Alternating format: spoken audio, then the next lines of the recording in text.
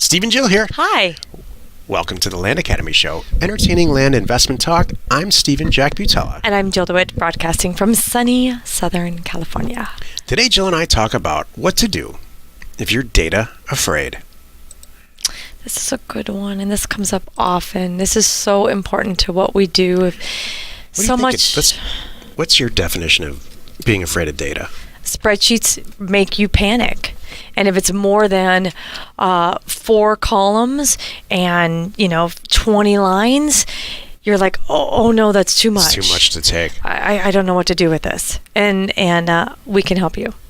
I mean, there's stuff that I'm like, I had that reaction too still. Yeah. There's like stuff girls. that we all... Like me. Yeah. Well, that'll never stop. But, I mean, there's stuff in everybody's life that, you look at, it's like, oh my gosh. You know what it is? Like, for some people, it's opening the hood of a car. Yeah. How about that? They go, oh! But other people go, what do I do with this? All right, okay, got that, done. Oh, see the problem. It's just like that with data. How's that? Yeah. Data is Or like anything. opening the hood of a car. Or at school. So, thank you. Well said, Jill. Thanks. Before we get into it, let's take a question posted by one of our members on the landinvestors.com online community. It's free, and I have to preface this. Ready? This is a long question. Thank you for telling me. And may I read the first part and then have you read the second part? Sure. Michael says, or asks, I have a deal consisting of 75 acres within the city limits, adjoining developments on 3 sides, and what I will sell as the next piece of land in the path of progress primed for development. When sending over the contract, the seller's nephew is an out-of-state real estate agent in true real estate agent form, was ready to jump in head first and fill the contract out with juicy contingencies and terms. Go ahead, Jill. Question. He wants to convey the property via quitclaim deed. When I asked why, he said it is typical that a seller will convey via quitclaim deed because this limits the seller's liability. He also mentioned that I will get a marketable and insurable title. While it's obvious the seller's liability is minimized, can a quitclaim deed be conveyed with a title policy? I will not spend $80,000 on a property without getting the title examined, ensuring that I will have clear and marketable title. Is it common for a seller of land to minimize his liability through a quitclaim deed and possible for the buyer to purchase title insurance post-transaction, knowing the title is insurable via title examination pre-transaction? If this is possible, it sounds like the insurance company would be coming directly out of pocket if there ever was an issue once insured. I get where he's coming from. But on all accounts, I want to make sure I purchase a marketable piece of land that can be developed once I sell. They don't seem like they're hiding anything, but this has raised a red flag. Interested to hear any and all input. Go.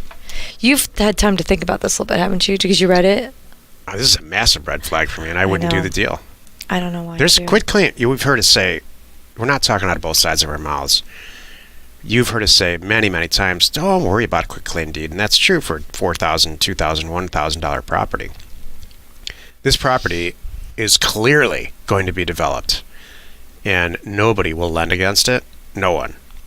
Whoever buys this from you is going to seek out some type of financing to develop it. Right. At least you hope so, because you can mark it up. Right. It needs title insurance, and it needs to go through escrow, and it needs to go through the absolute AAA proper channels. In fact, for a developable piece of property, if that's in fact what this is, I would seek out a commercial real estate, a commercial title company, a company that it's First American or any of the large companies have commercial divisions, and that's what this is for, because they look for different stuff. This is not to be messed around with. Why are they ramming it down your throat? A quitclaim deed generally has to do with one of two things: interrelated party transactions, like I sell a property or deed a property to Jill, or it has to do with property that was purchased from in a tax auction or something like that, maybe 2 owners ago. And look, this deal is real. All the deals are real. This deal has the potential. I mean, 75 acres is a big piece of property in an urban area. I would do nothing but go through title and everything else. And I'm guessing that the nephew is brand new, and he's fresh out of silly little real estate school, and he's getting all academic about different ways to title property. And That could be... what should happen is this. Sellers agreed on this $80,000 price. You're the buyer. Theoretically have the 80 grand. There's no debt. I mean, you're not going to get a lender. You go straight to escrow, put $5,000 down as earnest money deposit, and the escrow agent takes it from there. And nobody talks about the type of deed that's going to be conveyed. Right. What comes out of the title plan's going to that'll show how to convey the property, and trust me, it's going to be a warranty deed, or whatever state it's in, that version of a warranty deed. You don't take anything less for a development piece of property. Can I be more clear? Nope. Do I sound like I'm a little bit angry? Yep. I am a little angry. Good. This is the silly real estate agent crap. Thank you. Today's topic: what do you do if you're data afraid? This is the meat of the show. You want to hear my steps? I do. I would love to hear it. Okay. I know you wrote a bunch of stuff down. All right. So what do you do if you're data afraid? So you're all excited. You're here. You get into RealQuest Pro, and you're ready to do a mailer. You download. You pick a county. You did everything. You picked the zoning. You got the size. You got everything, and the computer virtually throws up. It looks like throw up to you in a CSV file, and you're like, oh no. Looks like throw up to you. He looks like throw up to you. Looks like dirty diapers. And you're like, what is that? Because it's like, oh no. Because I did what I was supposed to do. I downloaded 2,000 records because I'm going to scrub it to like 1,500 records. So I have 2,000 lines down. Oh, and wait, now I have 300. Let me go this way. 300 lines over. Holy cow. I'm so happy I just got this. Now I'm at that. What the heck? Here's what we do. Okay, number one, breathe. That's really not number one, but what I want you to do first, take time, insert a column up. I'm gonna get real technical here and make this It's a real good easy break for for me. everybody. Okay, good. You can just rest your pretty little head over here. I'm gonna get over my Here, anger. rest your head right here. answering that Here. seven. Rest your pretty little head right here. Oh, right. I've tried that, and it clanks headphones. Yeah. Okay, so here's what I want you to do. So I want you to insert. I know you have already 2,000 rows. I want one more row. Here's what I want you to do. I want you to insert one row at the very top of your spreadsheet, please. And in that row, I want you to calmly and methodically take the time to look up and understand what each column is and write it in your words. Like, Wow. oh, That's brilliant. thank you. Thank you. So you're going to go, oh, well, obviously that's property owner's last name. Put that in there, last name, whatever it is. And then I want you to go all the way down. And you might go, what the heck is RU-4? RU-4. Spend some time. Oh, shoot, that's zoning. I forgot about that. All right. Rural, undeveloped, 4. Rural undeveloped, 4,000 feet. Right, thank you. Put that in there. So Means you have to have a 4,000 square foot lot to put a structure. Thank you. Thank you. And when you get that much information, put it in there too, so you have it all. So you can cram all kinds of data in each of the cells above your thing and not munk up your sheet. So I want you to take your time to do all that stuff. As you're going through this, you're going to find duplicate columns. For different reasons, the way it's pulled in, it might have the last name of the seller twice. It might have the address of the seller twice. It might have the property shown twice. So go ahead, when you're going through this, There's duplicate data? there's sometimes there's duplicate columns that might be in there twice. Like sometimes it'll say you'll have owner last name, owner first name, and it'll show owner of record, last name and first name together. And then the third time, then one more time it'll show Yeah. owner of record and how they took title, like as joint tenants. So it might have a couple different ways. So you'll learn when you go along. You're gonna go, oh, I remember this. When I'm doing my mail merge, I only need this version of the name. I don't need the way they took the title. I don't need this, so I can hide those columns. She's saying make the data manageable for Yes. how you need it. Exactly. So what I want you to do is pay attention to that and be ready to move those columns, hide those columns. maybe even delete those columns. Yeah. And what I always do too, by the way, when you download this spreadsheet of all this data, this is like 101 that you have to learn this stuff. Save that untouched. Version 1, version 2, 1. version 3. Exactly. Now start messing with it. In case you screw stuff up, you can go back to the previous version. Exactly. Like, oh no, I need to put that back in. You can go move it back in. So like he's right. So save your different things as you're going along. Don't have one and like, oh no, I needed that. Now I can't get it back. What do I do? Make it easier on yourself. So, all right. So notice it, and as you're going along, you'll know after a couple times you're gonna go, I know I don't need that column. I don't need that column. Like one of the columns that, like, say you download for a bunch of land and it pulls up, some attribute like swimming pool. I don't know. You don't need that. Delete that column. Square footage of the property. They're all blank. Delete that column. You'll see that. Then I want you to take all your columns and put them kind of in sections, and put them in sections that make sense to you. This is all about the property. I'm going to put the legal next to the APN. It didn't come that way, but I need it in that format. And then you also need to think about doing your mail merge. You need to be also looking at what you want your end product to look like. So you want to think about, as you're organizing the columns, first you define them.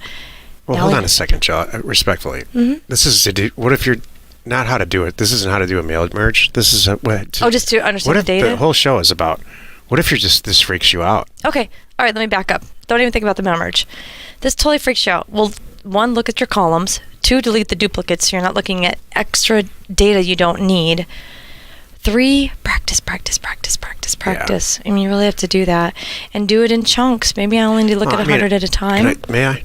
Well, okay, I was going to get all else. Can I throw my whole list in here? Go ahead, yeah. All right. Then my final thing is, if all else fails, because let's be honest. Yeah. I actually would lead with that. Okay, so here's if all else fails, like I kind of alluded to at the beginning of the show, you open up the car hood and you're like, oh, there's no way. And then you went to mechanic school and you still open the hood going, oh, there's no way. You know what? I'm clearly not going to do my own oil changes ever. I'm going to close the hood.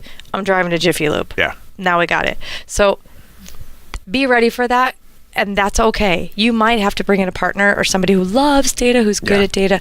Yep. They don't even have to understand what you do necessarily, but data sings to them. You can just say, hey, here's a data set. I need it condensed to this, so I can do that with it. Can you do that and send it back to me? Sure, done.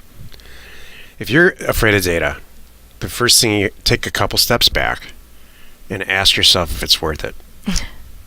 And I'm really serious about this, because there's, like, for instance, I will never learn to play the guitar.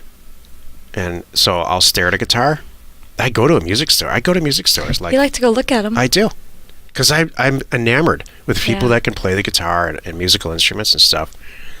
It's just never going to happen for me. Right. And it's not in my wheelhouse. So if this is your guitar, just move on to something else. Why beat yourself up over it? It's true. Or find another way. Do banded signs or something.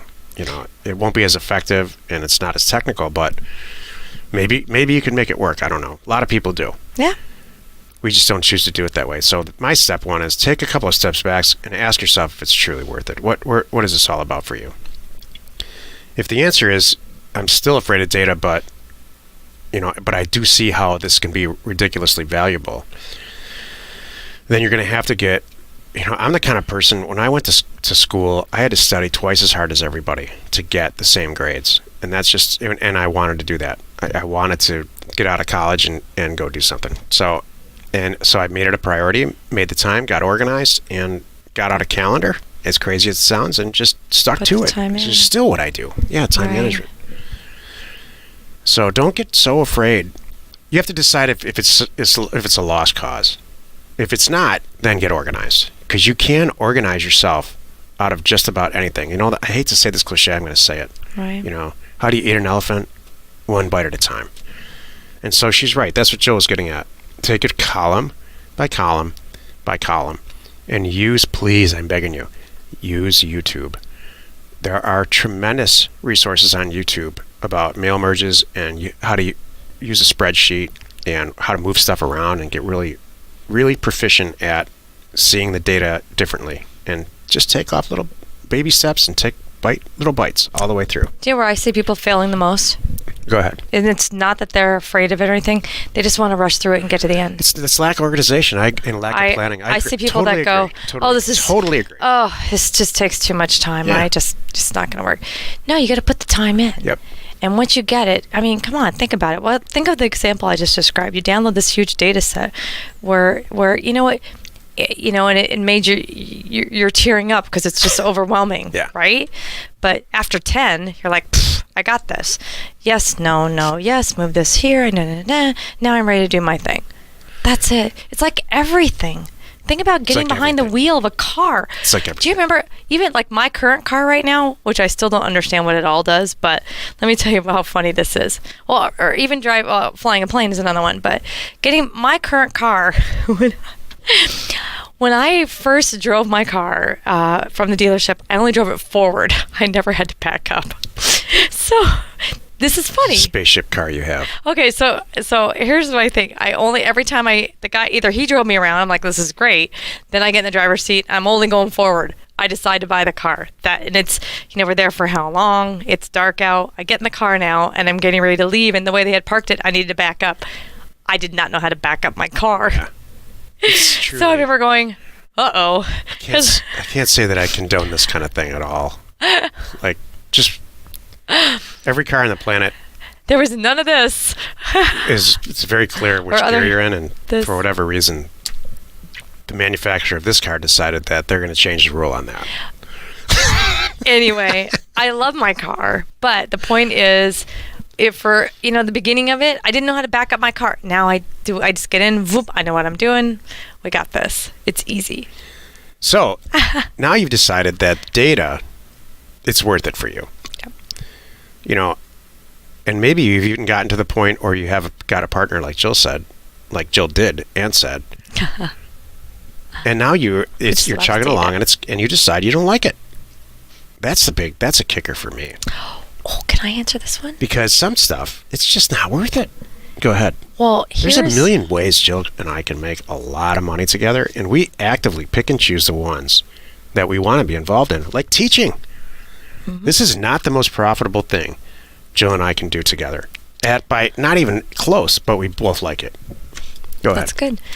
I was going to comment on your last data comment that, so now I explain this to you. Could I sit down without Stephen, no offense, and do a good job and download some data, price it? I could do the whole thing, yes.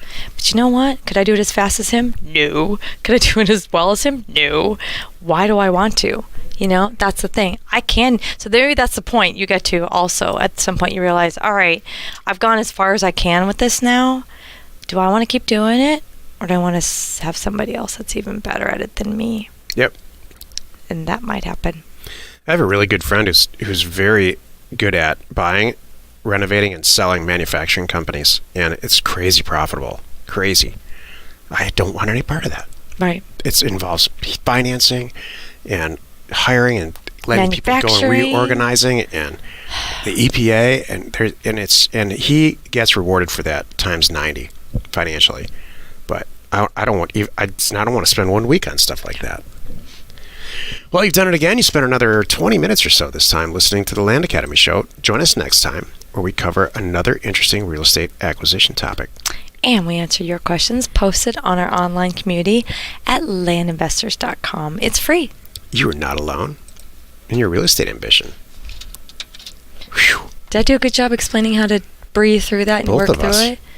I think so too. I wish I would have. Scary topic. Kind of wish I would Not have. scary for you because you broke it all down. You broke it all down for the show. That's how I think. That's how I think too. There you go. Well, you're pretty smart. What scares you? I mean, like, what freaks you out? You. Just kidding. Kids, no. What freaks me out? I can't think of one. Unknown? Natural disaster? I can't think of anything.